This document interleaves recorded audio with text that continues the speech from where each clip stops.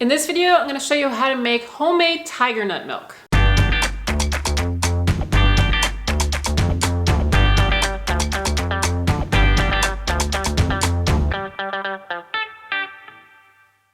Homemade tiger nut milk it's an easy process. It's not really any more difficult than making coconut milk if you watch the homemade coconut milk video. The only thing about this is that you actually have to soak the tiger nuts for at least 24 hours, if not longer, to make them soft. So tiger nuts, which are right here, are not actually a nut, in case you're not familiar with that.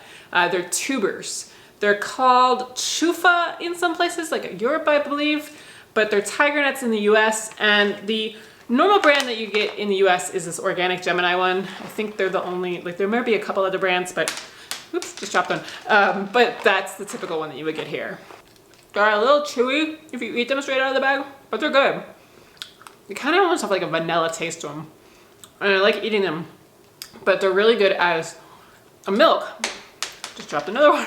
The milk's a little bit sweeter than you might be used to, so you don't typically need to add anything like dates or maple syrup to it.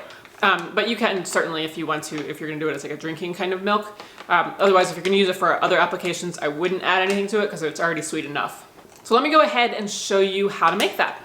First, about 24 to 48 hours ahead of time, soak 1 cup of tiger nuts in water.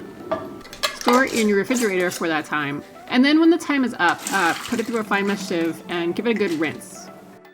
And then put it into a high-speed blender. You're gonna need one for that. A pinch of salt, 2 cups of water, and put the lid on, and then blend for about 3 minutes until creamy and there are no chunks remaining.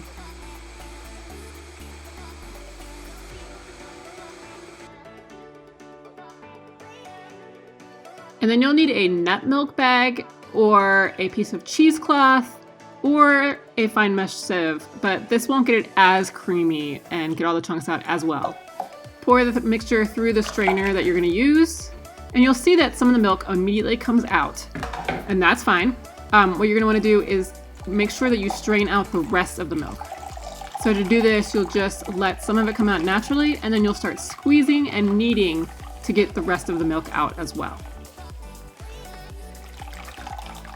Then pour into a glass container. I like to use a funnel to make sure nothing gets onto the counter.